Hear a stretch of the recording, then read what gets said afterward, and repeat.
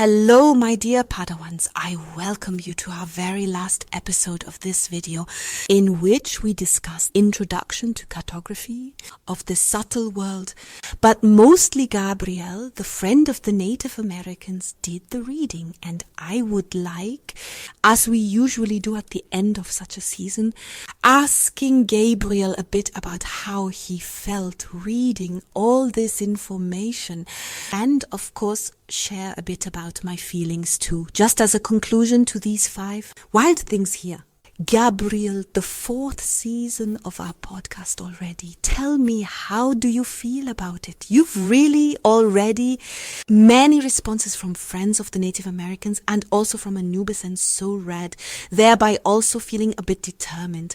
Have you been a little or perhaps even a bit more initiated?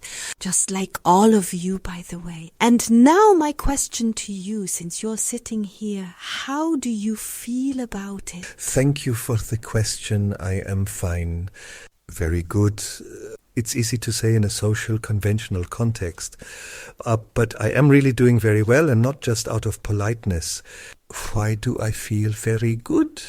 Because by reading these words from friends, Native Americans, and your questions, something has settled in that I perceive like a coloring. When my being, my soul, my heart, my thoughts, a piece of fabric, let's say natural linen.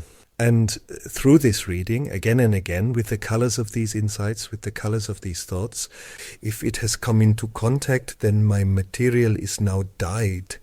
I am now dyed in the wool with these wisdoms, with these insights, and with something very, very important, the unchanging consciousness, that we all here only play a very small part, perceiving the reality of the cosmos with our senses and what's beyond beside it. Inside the real world waits to be discovered. You put that very nicely. I think it's an incredibly beautiful example. That with this material, because that's exactly what happens in the end, all our information, our environment, the people, the words, the thoughts, even the climate, everything is manipulated. How to put it in a better sense shapes us too, and all that. Having read the answers now, of course, or let's put it this way, I find it an incredibly beautiful compliment that it positively shaped you, that it actually makes an impression on you. Was given along. It was positively influenced, wasn't it? I suspect why you're asking this, then I also have a question for you, because why does one hesitate a bit to answer the question, has it shaped you positively? Because everything that we are sharing right now, you have received it and I have lived it. Everything we have experienced is an invitation on the right path for the soul to give. But we are all still humans, and we stumble and we fall and we make mistakes. And for me personally, it has just been very important in this, in the recurring call to the true, good, best and beautiful, forgiving myself when I make human mistakes. It's presented as clearly as it could actually go, namely very simply. Lao Tzu said, the way to freedom goes through the door. Why does no one take this path? I once said, maybe loudly because no one was in the room, an empty lamp burns and one cannot see the door. So please be merciful with those who hit the wall, although there is a door. And that might be what I've taken away for myself from everything I was allowed to read. Everyone, all paths were shown, doors and window openings wide open, the direction in which the soul can evolve, if she wants to and would like to. And at the same time, we are reminded not to forget that we are humans who are still struggling and making mistakes. In this field of tension, I have now left this reading behind me. So isn't the main echo also a sad one? define sad and why? Well, if you learn how valuable the moment is, and you can just do that, design as you like, but you are, as I just said, merely a pawn of the imprints that are bombarding you since birth. You can only learn at best to push back a bit, to protect yourself, and so on and so forth. This greatness of recognizing the cosmos in the end, but at the same time realizing the powerlessness one has in it, doesn't that also, for you, maybe a melancholic, sad moment?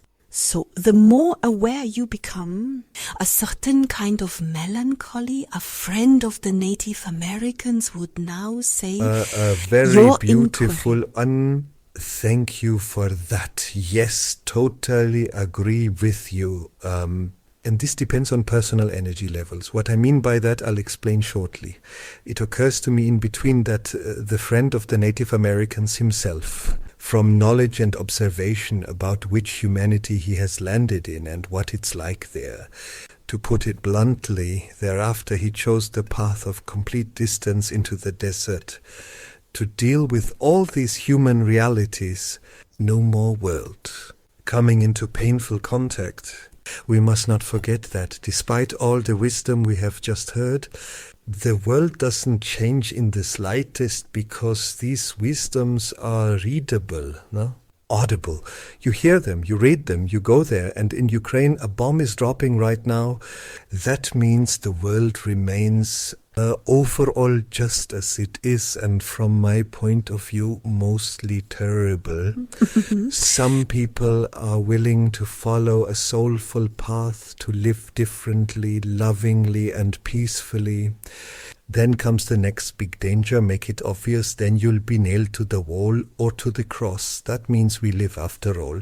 Messages back and forth in this cruel world, and we do talk over each other personally, and I'm about to ask you the question that I'm now answering for myself.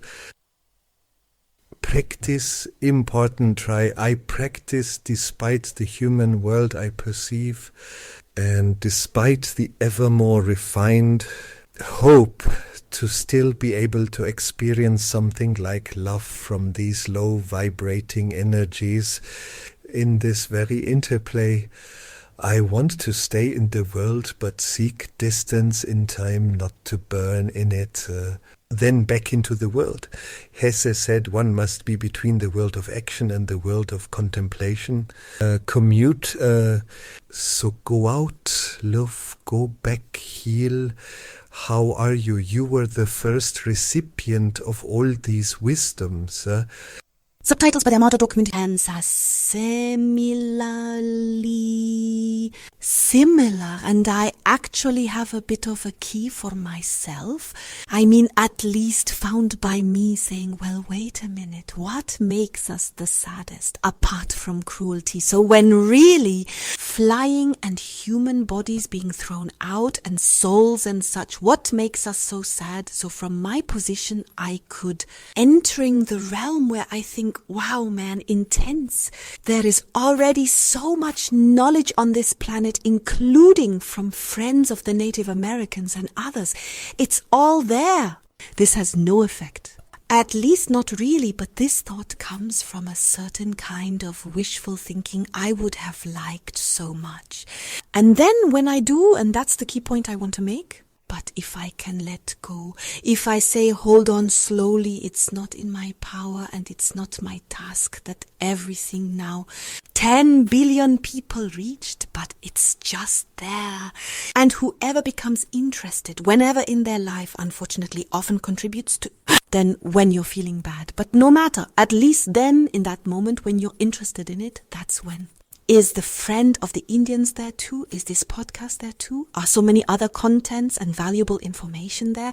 So get out of this from this feeling of omnipotence that one would like to have, it really helps not to get too sad. Although this shadow, I believe, really always, that too belongs together. The clearer and more aware you are of the energies, about the uniqueness of life, about the gift itself, and about all the opportunities that life offers one, the more you see at the same time how few people really live it and can live it. Many want to but can't. It somehow goes together, accepting, and that's what I want to say. I'm a bit in sauna. No, definitely arrived in an acceptance. That would just say it is what it is. You're leaving and you shape. Continue for your soul and come, or rather go best when you leave this planet. Whenever. Might even be stronger. Or you don't. So what? What? Even that is value-free, and I have it everywhere. This whole thing, we just get to the topic of acceptance. Through these numerous announcements, I've learned that it has done that. The American would now say, take it or leave it. It's here and it's up to you. It's in your hands. Frequency would now probably say, friends, Indians, whether you can respond to this frequency, whether you can see the color that is in a spectrum of light invisible to the human eye, but it's there. And that, I believe, is one of the most important insights when it touches you. It has grazed us for a while now because we have talked about it for a long time and walked this path with friends in the arm. If it grazes you and then does something to you, then you are ready for it. There are also people who hear that, read that, see that, and it doesn't touch them, because they carry no resonance within themselves to it. This all leads to a single attitude. It is there. Whoever wants it, whoever wants to see it, whoever wants to live by it may come. Whoever does not, then not. That's without great. Any judgment. It's great you say that, because that's exactly part of it. This willingness, I encounter it completely. Really, really often. You can say whatever you want. It's not heard as if you were speaking another language. But then I come back to accepting it. What one then accepts? You are just at this stage in your life, or your soul's energy. No issue, no problem at all. Eventually, you'll be more open to it, and then you'll be more interested, and there's nothing more I can do. When it's just to deliver or hold on to, so that hopefully it might outlive me too, and that's what we're ultimately the doing net here. does not That's forget. It. Until next time. That's Bye. a truth. And above all, while you were speaking, I had such an image. Tyrolean mountain huts. One wanders through the mountains up and down. It's hot, it's cold, it snows, the sun blazes, and then there's a cabin and there is a clear green, a glass of water and maybe some bread and a bit of cheese, and you can strengthen yourself and move on. I feel, food means a lot to me. My comparison images always come through food, but there's also spiritual nourishment, to put it that way. Say, this spiritual nourishment is there. And to me personally, it means a lot when I tired, exhausted, perhaps a bit melancholic because of life and its realities, take 10 minutes, sit down with a book or listen to this podcast, or what the friend of the Indian said through you, and then it gets easier. Then you feel refreshed. Then you say, my God, this isn't all I'm meant to experience here. But there are the lighthouses that guide you on your way. Then you recover and can continue in that direction. If you want, the offer is there. Exactly, that's what I mean. Speaking of lighthouses, do you have a kind of lighthouse, maybe a special chapter that is important to you? That in you, with you, an echo.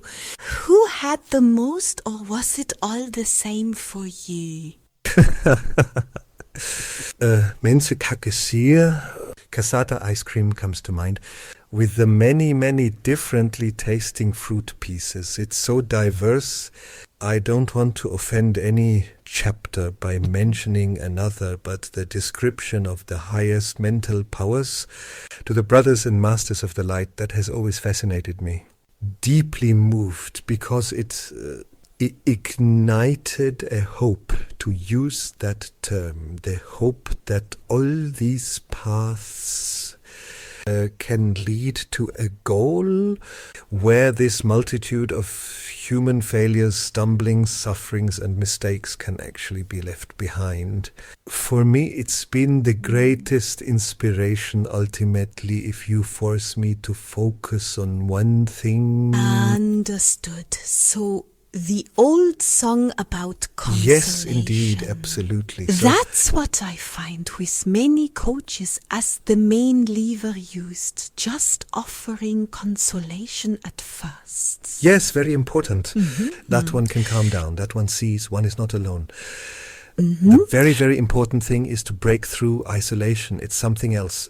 Whether one voluntarily keeps their distance or feels isolated. And to realize one is not isolated. It's just one level ego simulation that one is isolated. Breaking through that is the call to action. You take the word isolation, I say, or we've talked about perception quite a lot now. Yes. I want to emphasize again that at the end of the day, it's about your perception and about that his life and the tools we have here, and there are many very beautiful tools, actually infinite. See, especially now, use and apply it to work on your perception. Because in everyday life, but especially in the subtle, it's all about what do I perceive and how you can, in a very certain attitude, fed by your perception. The life, by being healthy, having a roof over your head, a warm bed, a job and friends, still seen as negative. To perceive, still to see as too little, still to see as that's not enough. He has more, that's terrible, and so on. This kind of perception, in my opinion, is the key to everything but just. And as we've said, we've heard this quite often on the subtle levels. And with this perception, it's often about trust, just like in life. Just like in life. To trust that things will work out, to believe that this interplay of energy actually has a certain meaning, so a certain goal, and just because you don't know this goal, in the best sense of the word, not really aware of it, doesn't that mean it's a bad goal? And then we come back to this trust. But I must honestly say, I don't know, what was your feeling? The more I wake up, the more conscious I become through initiation, through friends. And the more I realize that there's a beautiful plan for each individual, no matter how terrible the situation they're in. At the end of the day, when you really think about it, even this suffering, a positive opportunity to move out of it. And then we're back to the energies that all stay in motion and so on. So there is perspective, perception, always something. The positive aspect is being with things and people can also be seen in problems, but it's crucial to the attitudes, the inner stance, and thus the actual perception. That's why I think it's so essential that we work on this perception. What's your view on this? Friend King Solomon said, suffering is the invitation to remove the source of suffering. Yes, it's that simple. Well, go ahead. In daily life, I'm saying this with a touch of irony because freed from all earthly constraints, it sounds so easy. I am drawing for myself and I want to intentionally repeat that. We are humans and we remain humans, and there is one help impulse, but simply put, nothing more.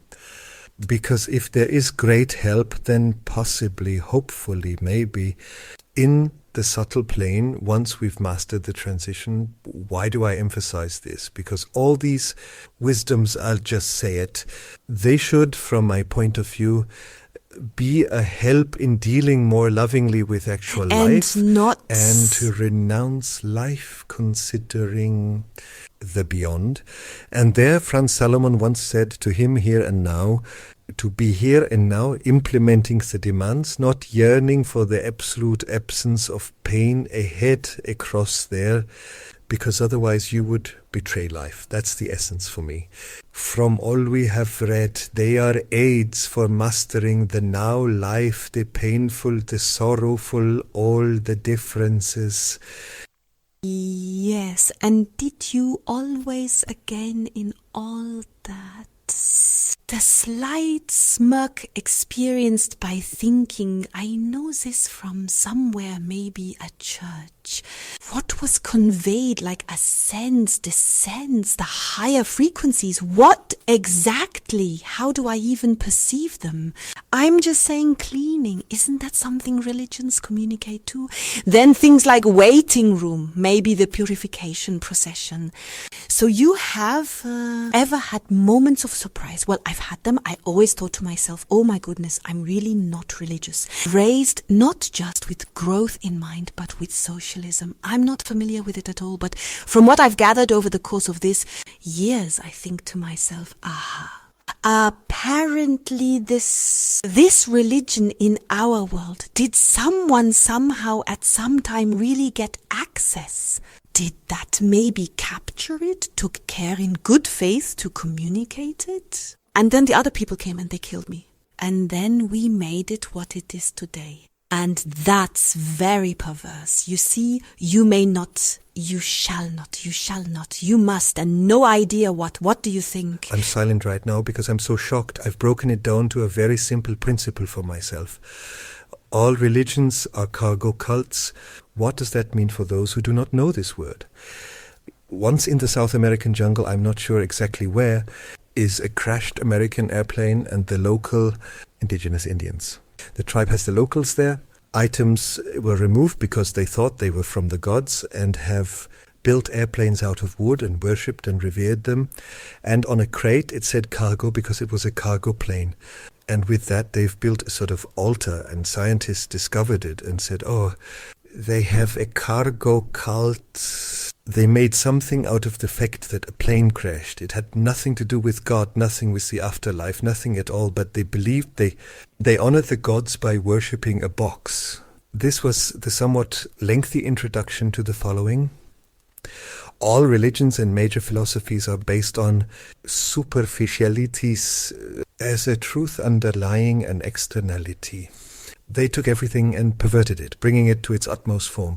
Rule-made Ulster is hostility towards sexuality, women and vitality, a self-destruction of the body, rather than recognizing the body as the stairway to heaven. Everything, but also already everything. All religions and every major philosophy up to wrong created because they are hostile to life. Well, now it's up to one. A researching spirit must discern where the hint that it is sometimes wise to fast comes from. How did it come to be that the Catholic Church demonized the body? Therefore, I can only advise everyone to sweep aside information from all churches and to confront the truth, among other things. Hear from friends' messages, Indians. Among other things, you said the cause is something external. I believe, to be precise, the cause is actually something internal, but they are only outward. They're only just an external mask of an inner mask. World. Exactly. Yes, actually, our chapter with the pyramids. It's also, we're told that's where the pharaoh died, and that was his sarcophagus. Actually, something entirely different happened. Yes, there were people who died, but not everyone, and it was more, and there were others who also had different experiences there, and so on and so forth. And yes, a beautiful call to conclude this wonderful podcasts, that you please do it yourself. Do your own research. Think for yourselves and take responsibility for your lives. And don't just do something because someone says to do it. Like if someone says shoot left, then don't just shoot left. But please become inward. To listen inwardly. Listen to your intuition. Connect with the cosmos. The exercises are endless, even now in this work, initiation and the cartography of the subtle worlds. Note it. please just go ahead and use it and make something out of it. That life doesn't just pass you by and then suddenly you're this old and now you can't do this, that or the other thing anymore. No more or whatever, I don't know what, and I wanted this and I wanted that. No, now is now. I repeat myself. I believe I've mentioned this at the end of another season too, this awareness of the now. Once more, I want to sharpen this here at the end of this chapter and thank Gabriel. For 4 seasons, he now all these friends, friend of the Indians, King Solomon, Anubis, and so on, has read very wonderfully. One really enjoyed listening to her. And yes, I'm excited. There's definitely more to come, don't worry. Sometimes something will come again, but now, today and here, first and foremost, a big thank you to you because it was possible only with you and through you. Can people now listen to this anytime, over and over? Pause now and then, fast forward or rewind, listen to it again. It's here now, it's in this world. Thank you.